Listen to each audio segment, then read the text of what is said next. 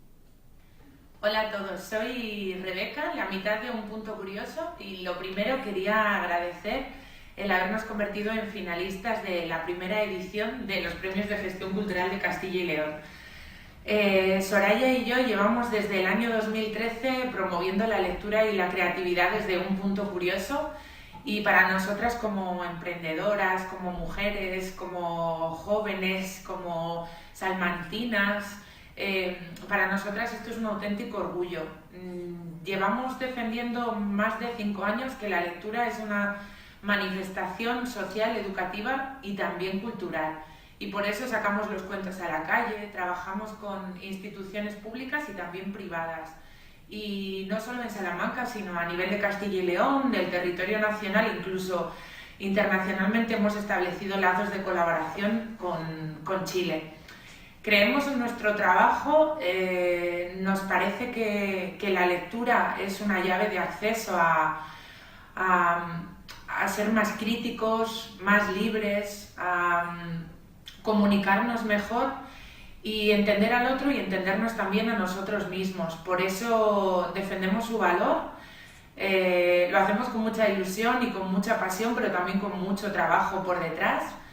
Y no solo desde las primeras edades, que empezamos a trabajar con niños muy pequeños, sino con todo tipo de públicos, porque todos tenemos mucho que contar y la necesidad de historias, de escuchar historias, dura toda la vida. Así que muchísimas gracias por permitirnos estar aquí y nos vemos el día 2. Fundación Cerezales, Antonino y Cinia, Cerezales del Condado, un pueblo de la provincia de León, de las montañas de la provincia de León. Yo soy Alfredo Puente, formo parte de su equipo y para nosotros, bueno, pues es un placer presentar el trabajo que realizamos desde aquí, desde el medio rural, a través de 3 líneas fundamentales de acción. Una tiene que ver con el arte y la cultura contemporáneas, la otra tiene que ver con todo tipo de prácticas alrededor del sonido y la tercera es un área de desarrollo del territorio basada en la educación que toma su nombre de un concepto que en su día localizamos en diferente documentación que empleaba la UNESCO y que es el término de etnoeducación. Hemos cogido ese término, lo hemos hackeado de alguna manera y es la manera en la que tratamos de entender, de comprender, de escuchar qué sucede en este territorio y formar parte de todos estos vecindarios donde estamos ubicados. Creo que no es necesario explicar cuál es la importancia de tratar de seguir manteniendo una actividad cultural en territorios que tienen tal nivel de despoblación humana como son estos, y tampoco es fácil describir el nivel de ayuda, de compañía y de comprensión que hemos sentido por parte de quienes aún habitan todos estos lugares. Esperamos que no solo el trabajo que desempeñamos desde aquí, sino el trabajo que desarrollan todos los colectivos que forman parte pues, de este premio que habéis convocado, sirva para seguir manteniendo la cultura como un espacio vivo, como un espacio de intercambio, como un espacio de investigación y como un espacio que facilite la comprensión y la convivencia, bueno, pues de todas aquellas personas que formamos parte de ese espacio. Un saludo y nos vemos el día 2.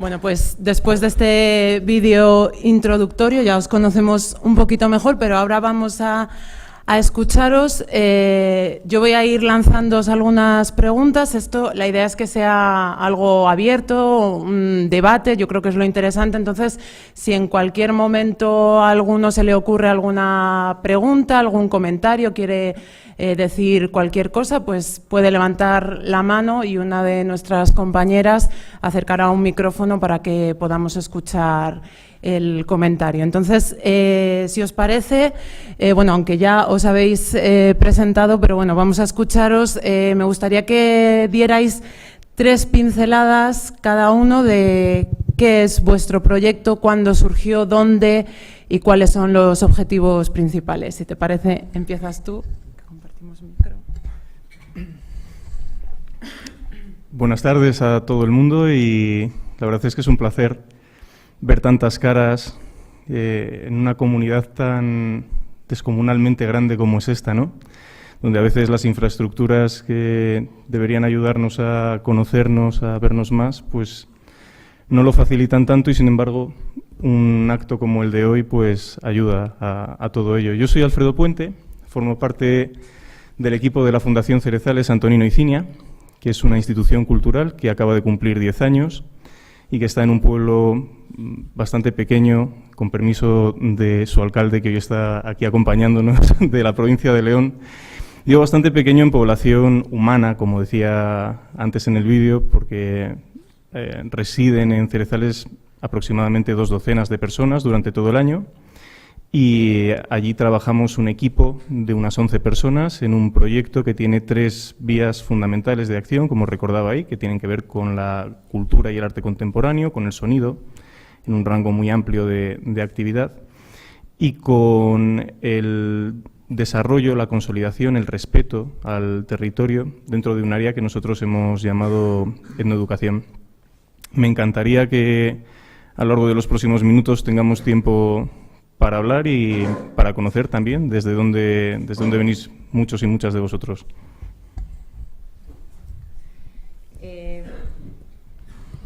Hola, buenas tardes a todos. Lo primero quería agradecer el permitirnos estar aquí. Yo soy Rebeca Martín, soy la mitad de Un Punto Curioso, la otra socia fundadora está allí, es Soraya Herráez. Y Un Punto Curioso nació en el año 2013 como un proyecto de promoción de lectura y creatividad en Salamanca.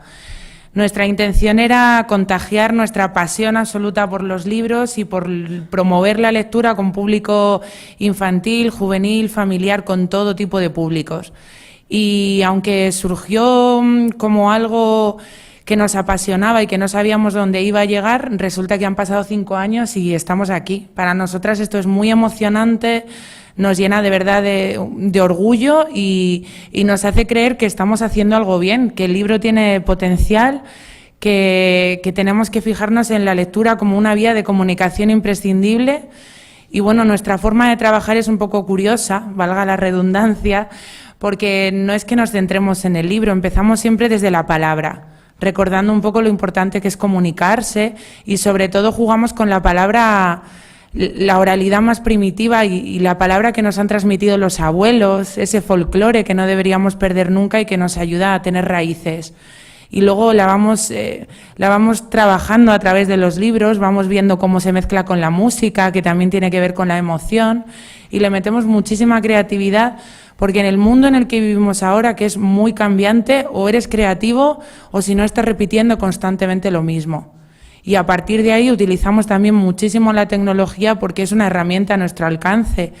Y nosotras somos de Salamanca, no es una ciudad excesivamente grande, pero hemos visitado un montón de sitios más, hemos estado hasta en Santiago de Chile y las redes sociales y la web nos ha permitido seguir en contacto con todo ese público, seguir compartiendo ideas, seguir contagiando amor por la lectura y bueno, queremos que esto siga creciendo hasta donde quiera llegar.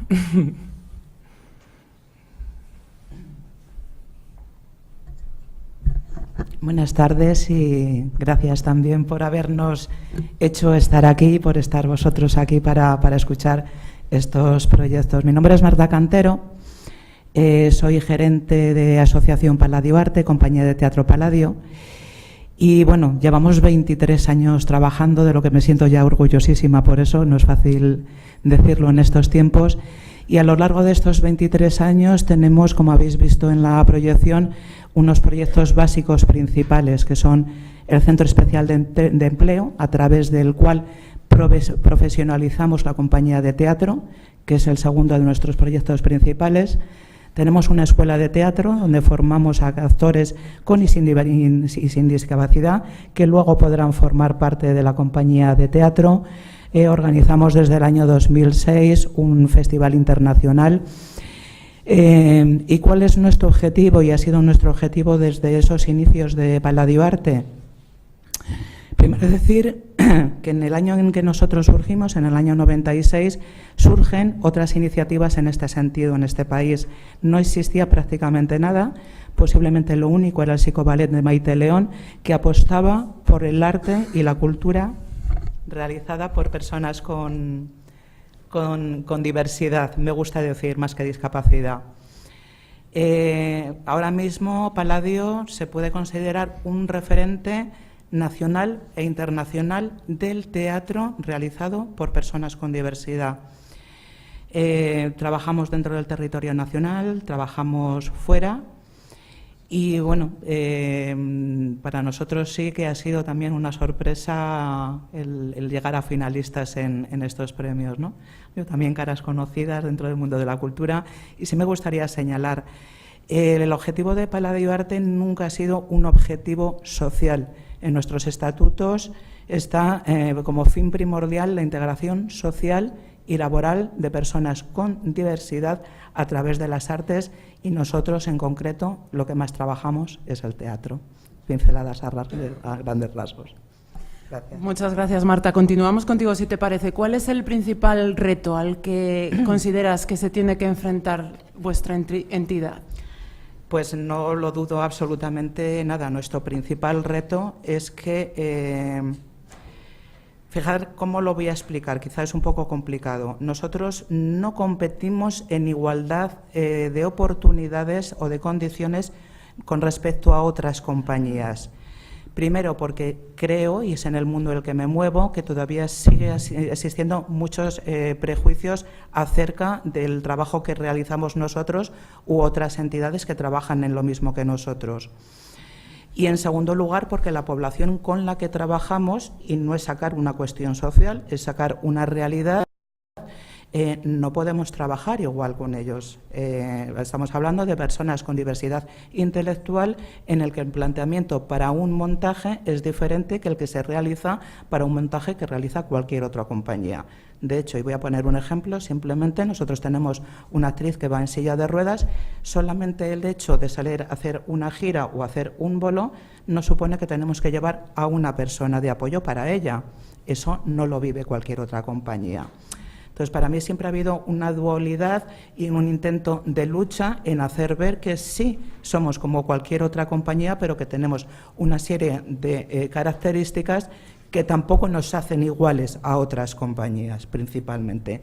Y, por supuesto, como Palladio Alce, en todo eso que abarca, siempre ha sido reivindicar el absoluto derecho, de lo que estoy convencida y seguiré convencida toda mi vida, de que toda persona tiene derecho al acceso a la cultura y también a creador de cultura o artista, que sería también nuestro caso.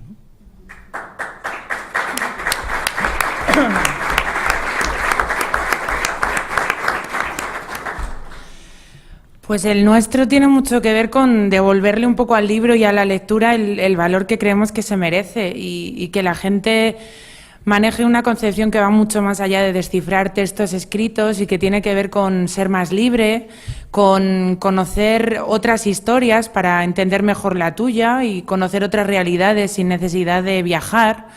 Tiene que ver con el vocabulario, con las palabras que uno maneja. Y tiene todo su sentido que no se relacione solo nuestro trabajo con, ay, mira, las chicas de los cuentos, no, va muchísimo más allá. Los cuentos, que pueden ir dirigidos a público infantil o a público familiar o adultos, tienen un pozo, van vinculados a una historia que viene de un libro o de alguien que te la ha contado, es un acto de comunicación. Y a partir de ahí el compartirlos, el crear algo con ellos, demuestra que es una labor que toca muchísimas otras disciplinas y que tenemos que luchar mucho para que llegue a su sitio.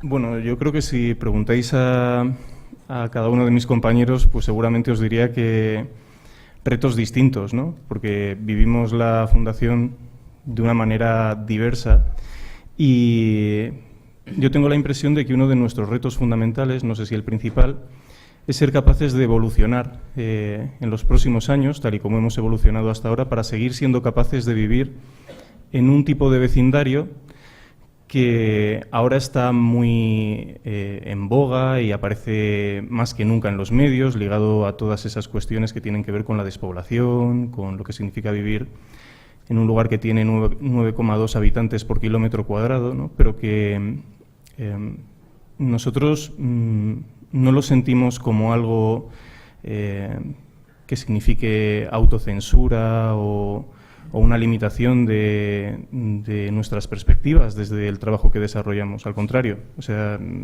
para nosotros es un acicate, impulsa una manera de relacionarnos no solo con lo que ocurre en Cerezales del Condado, sino con lo que ocurre en muchos kilómetros a la redonda y mantener la tensión en todos los capítulos de lo que hacemos, ser capaces de continuar investigando en arte contemporáneo, en todas las facetas que tratamos de desarrollar en un entorno tan concreto, tan pues con todas esas características, ¿no?, que estamos mencionando, es uno de nuestros principales retos de cara al futuro.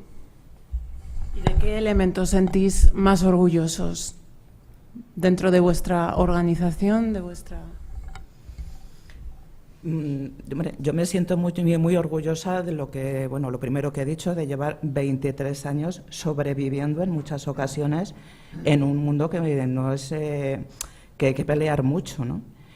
Me siento muy orgullosa de ello, me siento muy orgullosa de que nuestra compañía de teatro sea una de las compañías que ha pisado dos de los teatros principales de este país, que es el Centro Dramático Nacional y el Teatro Español. Me siento muy orgullosa de que me llamen de Alemania para dar una charla, una conferencia. Me siento muy orgullosa de que nos conozcan nacional e internacionalmente. Es un trabajo muy duro, ha sido un trabajo muy duro. Quien vive nuestro día a día lo sabe y me imagino que también a cualquier otra entidad le pasa eso. Es decir, nadie nos está regalando nada, esto es sangre, sudor y lágrimas, porque es así, y es el día a día, pero me imagino que el de todos los que estamos aquí. Me siento orgullosa de seguir ahí y estando ahí, simplemente. Yo, hablándolo con Soraya, coincidíamos las dos en que nos sentimos muy orgullosas de la parte humana de todo esto, de no solo del equipo que formamos, sino de la gente con la que trabajamos, de las caras de los niños cuando les estás contando una historia y están poniendo la imaginación y toda su creatividad al servicio de esa historia. O Tú le dices a un niño, el otro día pasó, nos vamos a ir a la luna, y no te dice, no se puede, no te dice, ¿cómo vamos? Entonces es como algo está funcionando bien porque le estoy ayudando a conectar muy bien con esa historia. Entonces, lo que nosotras hemos creado es vínculos muy especiales con todo el público con el que trabajamos y encima a través de las redes sociales lo mantenemos. O sea, es como el uso práctico de la tecnología. Antes de venir aquí hemos publicado, oye, que hoy es la entrega de premios, y de repente teníamos un montón de mensajes felicitándonos, pero no por haber ganado, que no es nuestra intención, sino simplemente por estar aquí. Entonces, esa parte humana no la cambiaríamos por nada, aun con todos los sinsabores que hemos pasado estos 5 años, que han sido muchos, y creemos que es la fundamental. Pues la verdad es que lo que siento que a nosotros nos ayuda mucho es mantener en nuestra cabeza que venimos de algo que se fundó hace 10 años en algo que eran las antiguas escuelas de Cerezales del Condado. Y bueno, tener ese vínculo con un espacio educativo y tener ese vínculo con un lugar que no habla específicamente de nosotros, sino que habla de una relación con el pueblo, con quien vivía allí antes de que nosotros llegásemos, creo que es algo que está en nuestro ADN y que nos ayuda a enfocar nuestro presente y nuestro futuro. Entonces, siento que eso nos ayuda y siento que el equipo de personas que formamos, tanto quienes estamos dentro de la Fundación como quien acude y forma parte de ella desde otros ángulos, es algo importante, es algo a lo que le damos muchísimo valor y bueno, que espero que seamos capaces de seguir respetando. Alfredo, ¿y qué le pedís a las administraciones públicas? Bueno, nosotros pedir, la verdad es que vinimos aquí hace un tiempo, recuerdo, con nuestra presidenta, con nuestra vicepresidenta, y empezamos a pedir una serie de cosas y la verdad es que recibimos las mejores intenciones, hablábamos de la dificultad de llegar desde un sitio como el que estamos nosotros en Cerezales del Condado a León, pero no solo para nosotros, sino para los vecinos que viven allí en el pueblo, de todo esto que significa la administración digital cuando vives en un lugar donde las grandes multinacionales te dicen que el baremo de coste, el ratio de coste por persona no compensa y no va a compensar jamás y tal. Entonces, de pedir, yo creo que no es exactamente el tema. Hay que seguir reivindicando, eso sí, y no se puede dejar de hacerlo, pero a mí me gustaría recuperar un pensamiento de un filósofo que para nosotros es inspirador, como es Giorgio Agamben, cuando él pone sobre la mesa un concepto que toma de la lectura de la carta, más de algo tan clásico como es la carta de Pablo a los romanos, y que es la idea de hos me, de obrar como si no, en lugar de como si. Entonces, lo que yo le pediría a las administraciones, a los políticos, es que a veces fueran capaces de desplazar su pensamiento hacia ese como si no, a obrar como si no, en lugar de dar por hecho todas esas cosas que a veces aparecen en los medios de comunicación, de muertes anunciadas, de necropolíticas, de cosas que nos conducen inevitablemente a la desaparición y que parece que no queda otro recurso que administrar esa desaparición, esa muerte lenta, fuesen capaces de hacer un giro completo, un ejercicio de imaginación. Aquí hay mucha gente que proviene del mundo de la gestión cultural, por no decir todos, que está en contacto con esos espacios.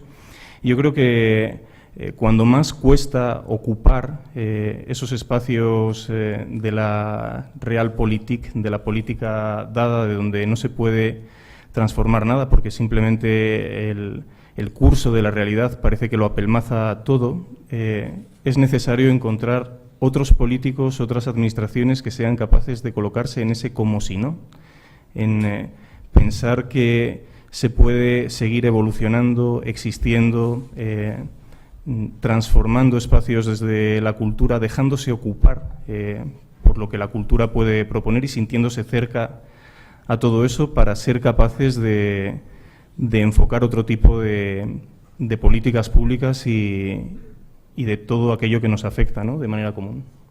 Así que yo les pido esa capacidad de no pensarse. Recuerdo un político que hace unos años me decía, Alfredo, es que llega un momento en el que tú estás ahí y el sillón te habla. Bueno, pues yo creo que es necesario ser capaces de cambiar eso. Nosotras hubiéramos agradecido más apoyo a todo lo que son los pequeños proyectos, el no haber tenido que luchar tanto, porque ahora sí que es cierto que contamos con bastante apoyo, fruto de pues un trabajo que se llama comúnmente de pico y pala, de no parar nunca. Y hubiéramos agradecido que a veces desde los puestos que están más arriba, en lugar de ver solo lo general y de centrarse en los proyectos grandes, que curioseen y que vayan también a los pequeños y que apuesten por los pequeños. Eso quizá es lo que hemos echado más de menos, porque de verdad que en 5 años ha sido el trabajo de 2 personas y hemos conseguido un montón de cosas sin regalos. El primer año, en el 2013 no, pero en el 2014 participamos en la Feria del Libro de Salamanca y la gente decía, ¡guau!, ¿cómo lo habéis conseguido?, ¿no? Así como con cierto retintín. Y era como, pues mira, poniendo un tuit durante 2 semanas. @AitoSalamanca, queremos participar en la Feria del Libro, queremos participar en la Feria del Libro. Y al final, vuelvo a repetir, el asunto de las redes sociales, de la tecnología, pues conseguimos despertar su atención, presentamos un proyecto y les gustó el proyecto. Entonces, nos gustaría tener más apoyo, que somos muy creativas y vamos a intentarlo igual, pero ese apoyo sí nos hubiera gustado. Yo quizá voy a decir tanto lo mismo que ha dicho Alfredo como Rebeca. Algo de lo que estoy firmemente convencida. Hay un montón de gente en esta comunidad autónoma que está sacando proyectos adelante con muchísimo esfuerzo y creo sinceramente que las instituciones son muy tontas, muy tontas, porque estamos haciendo un trabajo que realmente deberían hacer ellos, que muchas veces incluso proponemos cosas que son colaborativas, que no cuestan un duro, y aún así nos seguimos encontrando con las puertas cerradas.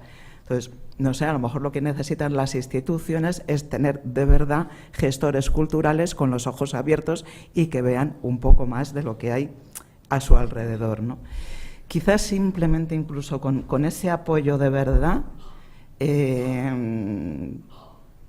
trabajaríamos de otra manera, ¿no? Alguien que notas que te está escuchando de verdad, que no entra por aquí y sale por aquí, que le pregunta luego al sillón, oye, ¿qué tal estás? No sé, en fin, porque ya está el sillón muy acomodado a mi cuerpo y mi cuerpo muy acomodado al sillón. Es lo que yo percibo. Os invitamos a uniros a esta conversación si alguien quiere hacer algún comentario, alguna pregunta, que levante la mano, que rompa el hielo. De momento no, nadie. Si no, sigo yo, pero sería interesante, yo creo, escucharos también, ¿no? Bueno. Mira, por ahí hay un valiente. Hola, buenas tardes. Hola. Muchísimas gracias. Sobre todo la parte del terreno rural, que a mí también me toca. No quería extenderme, pero prácticamente quería haceros una pregunta a lo que estáis trabajando más en el medio rural, y es saber si sois optimistas, si sois pesimistas, qué pensáis del futuro, qué va a pasar en las poblaciones rurales de nuestra querida Castilla y León. No sé, escucharos un poco más que nada.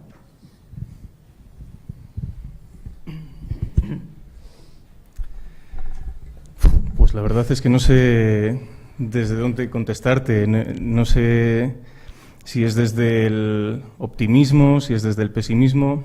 Yo creo que en todo caso te podremos contestar desde sentirnos organismos casi extremófilos, ¿no? Hace no mucho nos invitaron a un seminario en Huesca en relación a este tema específicamente, ¿no?, de lo que significaba la despoblación en medio rural y Y bueno, quizás nosotros ofrecimos un argumento un poco antierótico en relación a todo esto, porque recuerdo que lo que aportamos es que el hecho de que deje de haber población humana no significa que deje de haber otro tipo o que aparezca otro tipo de población. Lo que cuenta es, yo creo, ser capaces de comprender la ecología que sustenta todo eso. Y en relación a lo que nos puede afectar más directamente a nosotros, ser capaces de aprender y de transmitir los niveles de interdependencia que hay alrededor de situaciones como las que afectan ahora mismo al medio rural.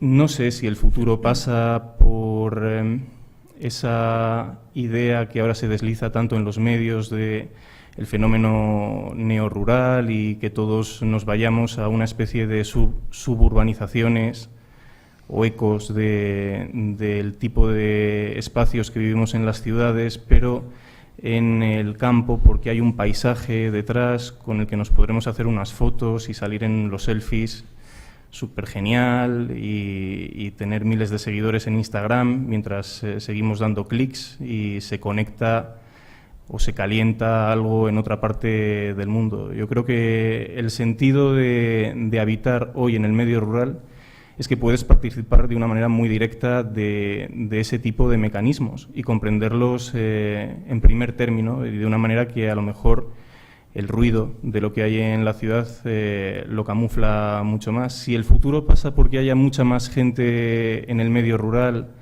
y mucha menos en las ciudades, pensamos que la gente tiene derecho a vivir donde quiera, donde elija vivir. La cuestión es saber si nuestras capacidades de elección se mantienen o si están desapareciendo alrededor de situaciones que tienen que ver con la precarización laboral extrema, cuestiones de acceso a la alimentación o movimientos en relación a migraciones de otro tipo. Pero si la gente quiere realmente vivir en el campo, pensamos que deberían darse las políticas para que pueda hacerlo. La pregunta que debemos hacernos todos ¿es esto así? ¿Vivo donde quiero vivir? ¿He elegido vivir aquí o son otro tipo de circunstancias las que me han traído? Y a partir de ahí pensar en nuestra ordenación del territorio. Los datos son muy duros, ¿no? Pensar que en este momento el 17% de la población de este país vive... perdón, el otro es al revés. El 80% de la superficie de este país es rural y el 17% de la población de este país vive en menos del 20% de la superficie del territorio.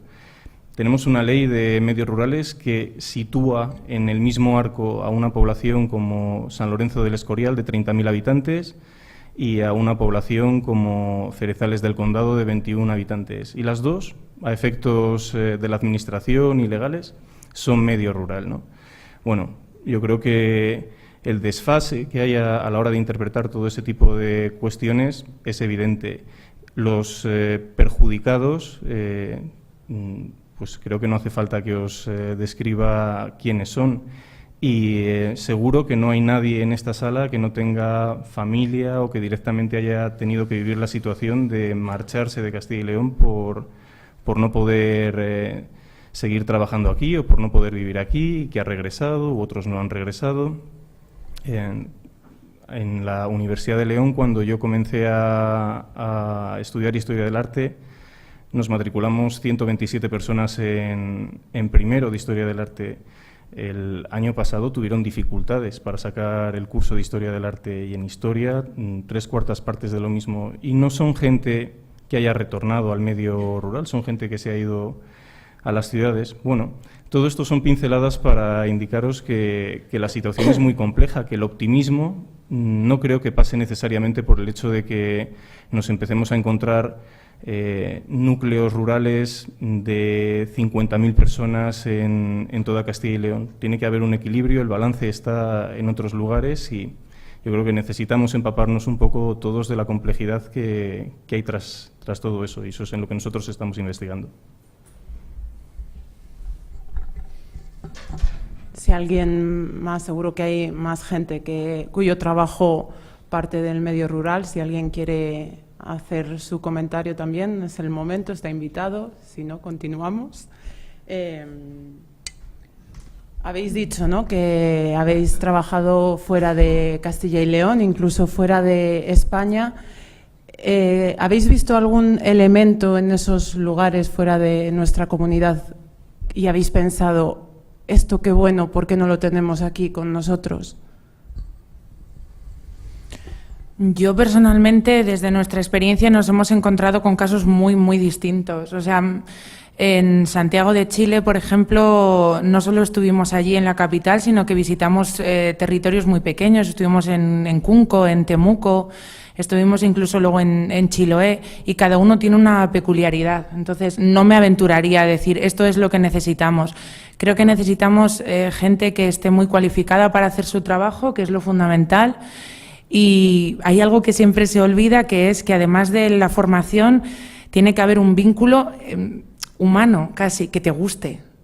Es que eso es casi imprescindible, no es lo mismo estar haciendo un trabajo que, bueno, mira, pues esto es lo que me toca, sino el hecho de cuando te encuentres a un profesional que está haciendo su trabajo y le gusta, es capaz de motivar a una comunidad entera. Y creo que ahí es donde está el toque, es donde está la clave que tenemos que importar a Castilla y León, que tenemos que exportar a otras comunidades, es decir, la motivación por el trabajo y el poder disfrutar del trabajo bien hecho.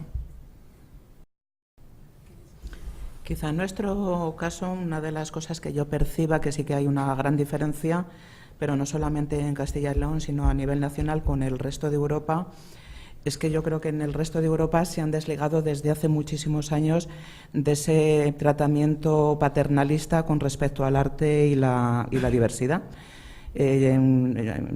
Cuando todo esto empieza a moverse aquí en España, se empiezan a conocer otras compañías de fuera también, de las que puede además ser testigo, y simplemente, por ejemplo, el tema de la sexualidad tratado encima de un escenario. En Europa se hacían cosas hace 20 años que hoy en este país no se podrían hacer. O sea, simplemente una escena en la que no se llega a ver un sexo explícito, pero bueno, había una insinuación. Eso es inconcebible todavía en este país, ¿no? O sea, todavía hay una mentalidad muy enquistada hacia lo que es una persona con diversidad. Pues aprovechando que hoy nos acoge aquí una asociación, yo creo que es buena pregunta la que has lanzado para hablar también un poco del tema del asociacionismo. Pero yo no pertenezco a GESCULCIL, pero he tenido oportunidad de colaborar con otras asociaciones en Castilla y León, como la Asociación de Estudiantes de Historia del Arte de la Universidad de León, y estoy seguro de que muchos de quienes estáis hoy aquí no solo perteneceréis a GESCULCIL, sino que tendréis otro tipo de asociaciones formales, menos formales.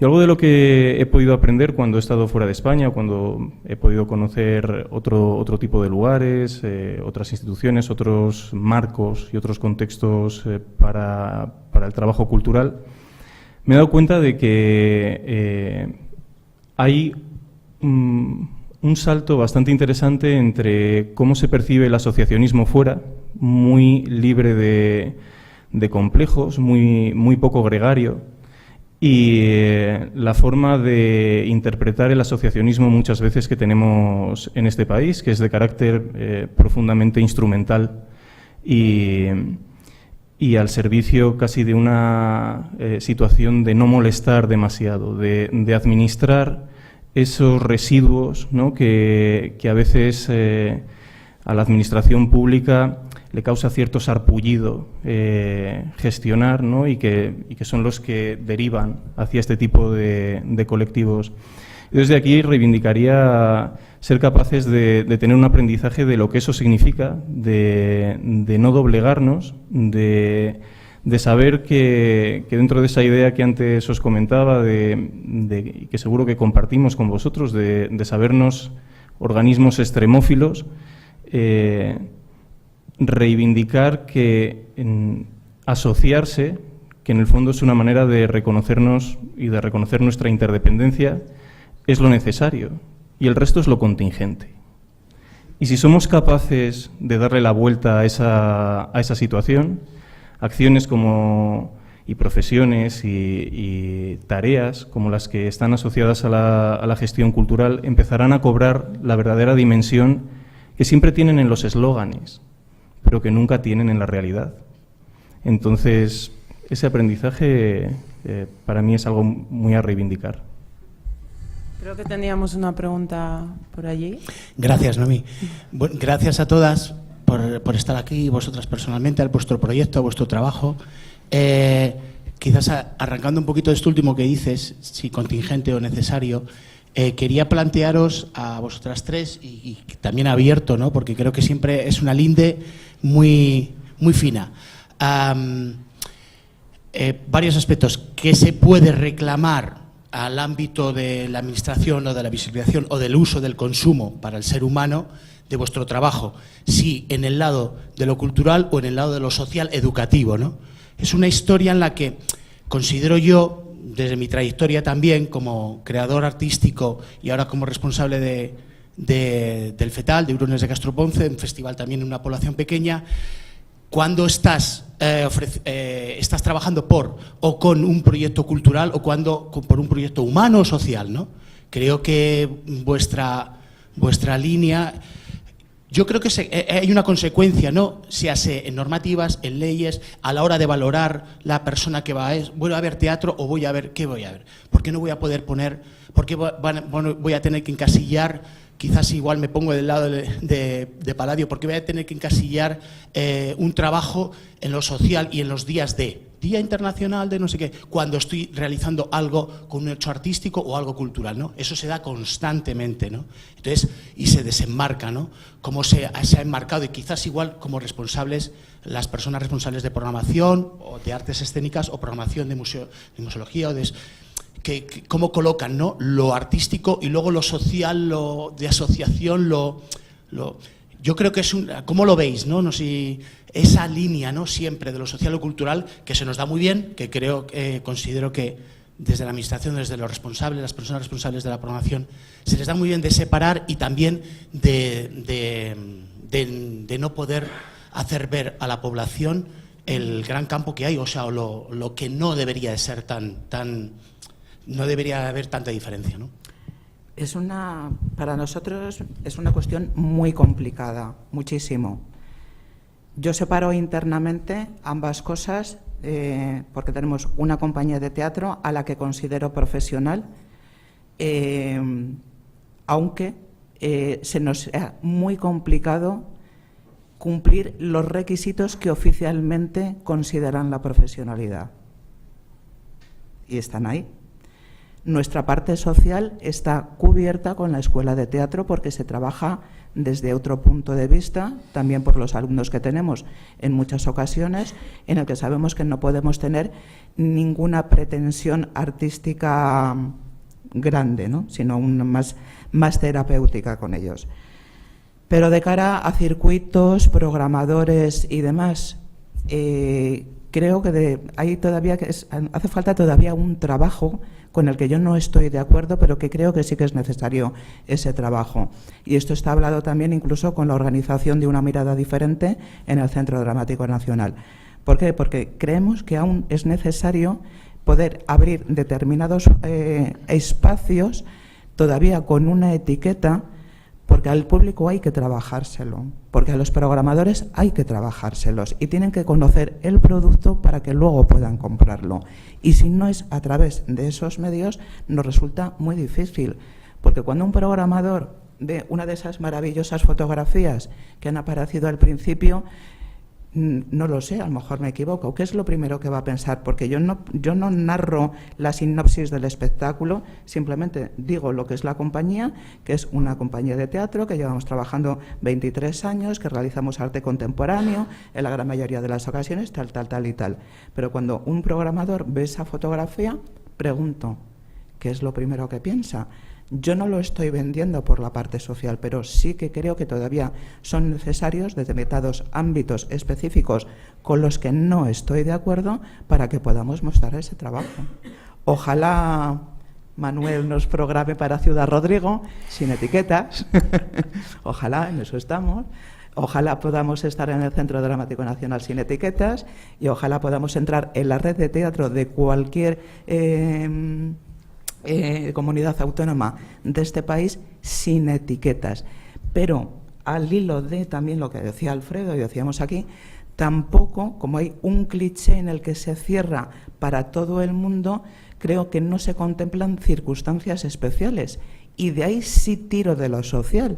¿Por qué? Porque nosotros vivimos una realidad que no es la del resto de las compañías, porque nadie tiene que ir en una gira con un asistente personal como tenemos que ir nosotros. ¿De acuerdo? Y bueno, habría 20.000 vericuetos más legales que creo que nos dejan fuera sin ser capaces de contemplar un poco más allá, que creo que hay determinadas ocasiones en que se debería hacer. Mi punto de vista.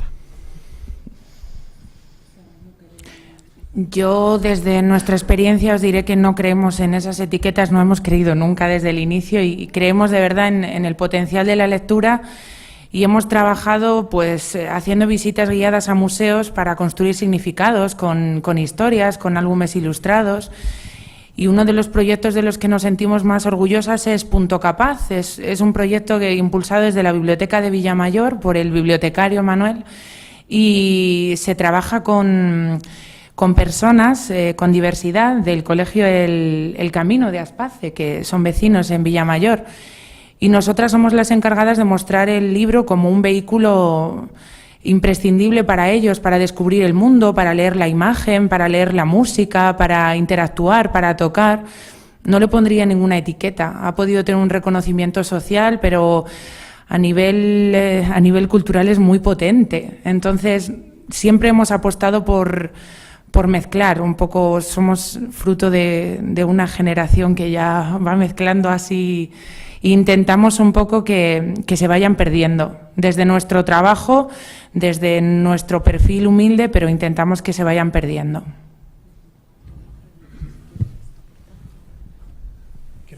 Vale, pues tenemos una pregunta. Hola, buenas tardes. Yo quería haceros una pregunta, conocer vuestra opinión al respecto de una reflexión que tiene que ver con, digamos, esa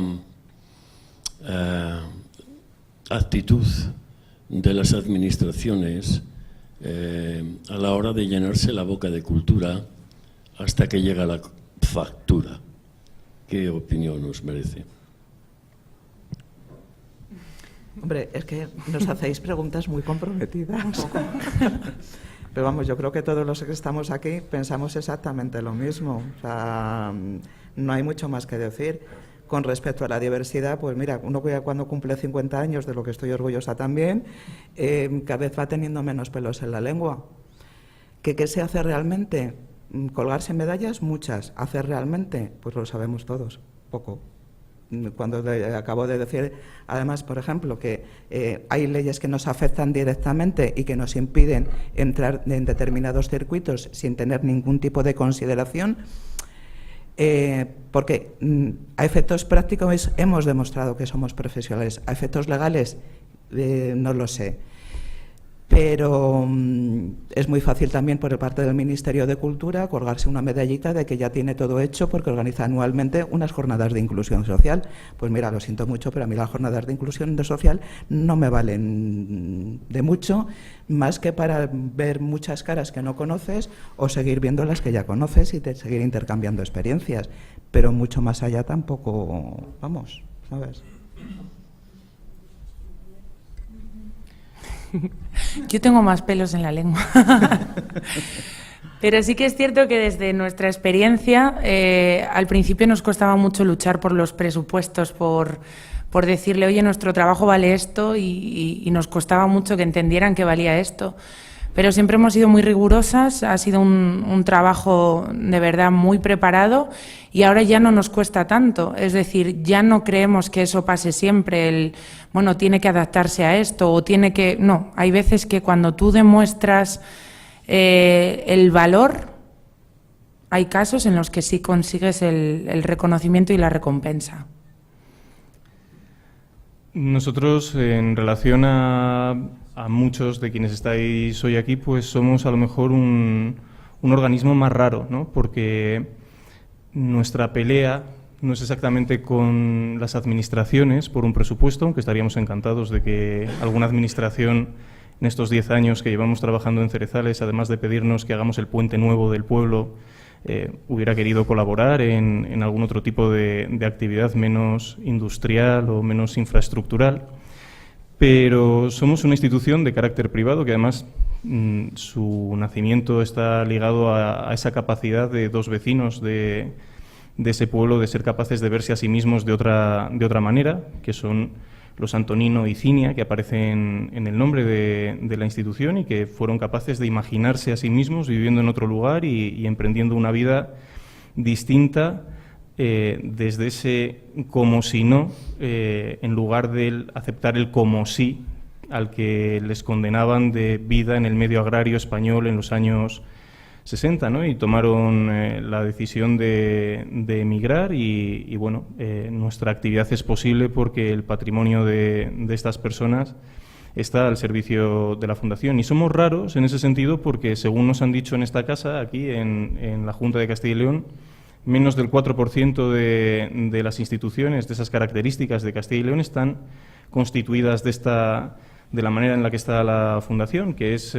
alguien coge su patrimonio personal, dinero contante y sonante, no una entelequia, no una institución pública que crea este tipo de organismo para intentar salvar procesos de contratación como conocemos que hay también en esta, seguro no muy lejos de aquí, alguno que otro, y lo pone al servicio de emprender un proyecto cultural, además, por una cuestión muy biográfica de que se fueron del pueblo porque sentían que no tenían la capacidad para seguir desarrollándose educativamente después de los 13 años en el pueblo y que eso solo les condenaba a coger un arado en la mano y dedicarse el resto de su vida a labrar, ¿no? Bueno, pues nuestra posición frente a las instituciones tiene que ser otra. Entre otras, la de seguir reclamando que en este país, y como ocurre en otros países próximos o limítrofes, exista una ley de mecenazgo real, que es algo que no solo está destinado a que podamos trabajar nosotros, sino que podáis trabajar mejor y con unas condiciones mucho menores de precariedad, muchos de vosotros. El presupuesto de nuestra institución tiene un tajo cada año del 21%. Ahora se está discutiendo el nuevo estatuto del artista y cambiando aspectos fiscales y demás, pero tiene un tajo del 21% que nos penaliza lo mismo en la compra de un boli que en el pago del fee de un artista que viene a trabajar con nosotros. Bueno, pues yo creo que para una institución que cumple un servicio público, aunque su origen sea privado, pero que todo su acceso es gratuito, toda su actividad está profesionalizada, toda su actividad está remunerada, toda su actividad se paga a 24 horas de emisión de la factura, bueno, que ha implementado ese tipo de prácticas, ese agravio comparativo con otros países de nuestro entorno es bastante brutal. Entonces, aunque seamos algo un poco distinto a las reivindicaciones que plantean aquí mis compañeras, pues creo que es importante también poner eso sobre la mesa. ¿Qué consejo podéis dar a alguien que quiere empezar a poner en marcha un proyecto cultural? Begoña lo decía al principio, o esto lo amas o no. O no. Creo que no hay... Tienes que creer en el proyecto y amarlo. Sí, yo creo que tiene mucho que ver con la confianza en tu proyecto, con tu formación y con algo que de verdad nosotras creemos que es una clave y es la creatividad. No vayas a lo de siempre. Ponle algo distinto que haga que tu proyecto pueda llegar a otros lugares o que de repente se convierta en único en su sitio simplemente porque has puesto algo tuyo ahí, has sido creativo, entonces es ahí donde uno se puede diferenciar.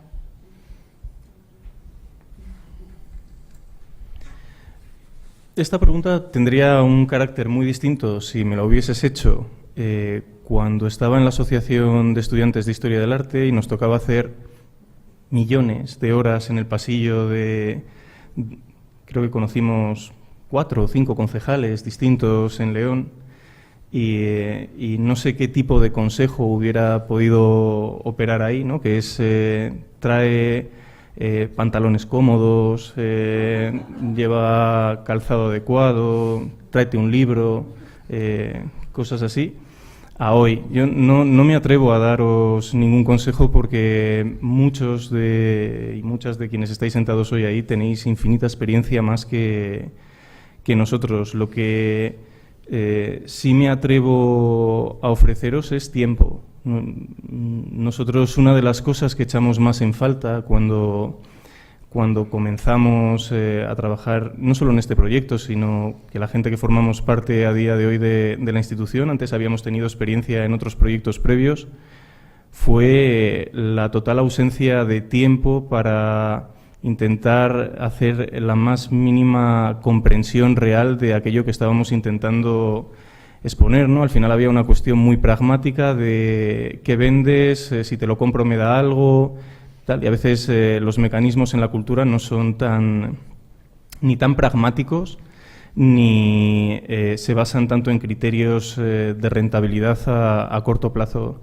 Entonces, el único instrumento muy real que creo que hoy día sigue siendo necesario es la paciencia y la capacidad de estar muy convencido en lo que tienes entre manos y no culpabilizarte nunca si no va adelante, que no significa no tener capacidad crítica hacia lo que estás haciendo, pero todos esos mitos en relación al fracaso o al éxito de los proyectos y más cómo se interpretan en este país son profundamente dañinos y han acabado con muchas generaciones de profesionales magníficos en este sector en el que nosotros estamos. Yo creo que tenemos que seguir siendo capaces de pensar de manera colectiva para que si hoy aquí somos 60, 80 o 100, dentro de unos años, como decía Bego, puede haber aquí 400 y esto haya evolucionado y no hayamos castigado a nadie con esos estigmas del éxito ni del fracaso que son profundamente efímeros.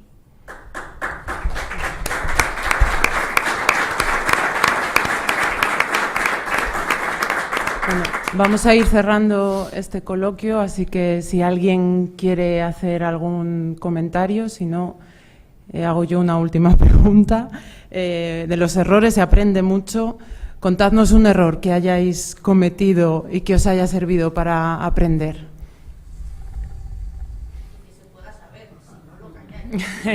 Hombre, es que errores se cometen 28.000, incluso el día a día.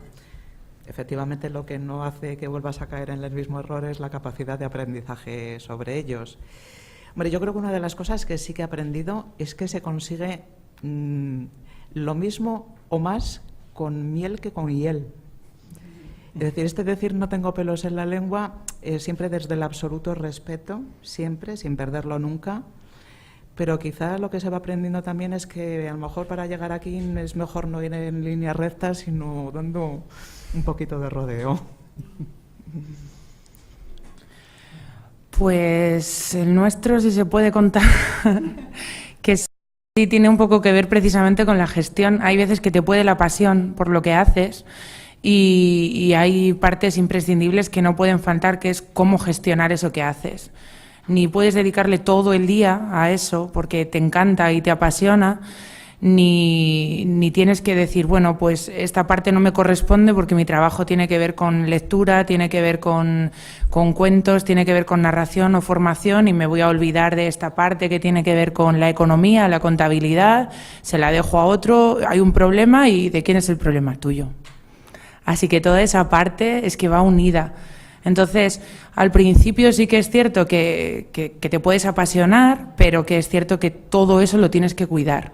Y nuestro error fue no descuidarlo, pero sí que darnos cuenta un poquito tarde y luego ya volver a tomar las riendas y decir, nuestro proyecto es todo esto, es la parte contable, es la parte de gestionar los clientes, es la parte de marketing, es la parte de hacer las actividades, de disfrutarlas, de difundirlas, todo.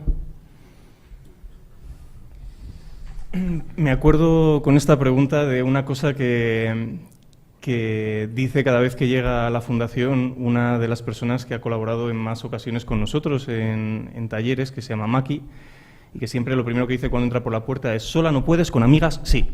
Entonces, eso yo creo que nos lo hemos aprendido a grabar muy dentro con el paso del tiempo, y que si al principio cuando llegamos allí te dejas a lo mejor embeber un poco de una cierta idea de soledad que te lleva a pensar en la autosuficiencia, 10 años después creo que hemos aprendido que con amigas sí, que han aparecido muchas y muchos, y que seguimos esperando que lleguéis más, que os acerquéis más, que nos ayudéis más, y que hasta donde podamos os ayudaremos.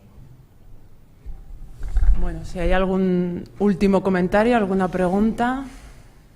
Si no, pues muchísimas gracias, Marta, Rebeca, Alfredo, un aplauso. Podéis volver a vuestro sitio.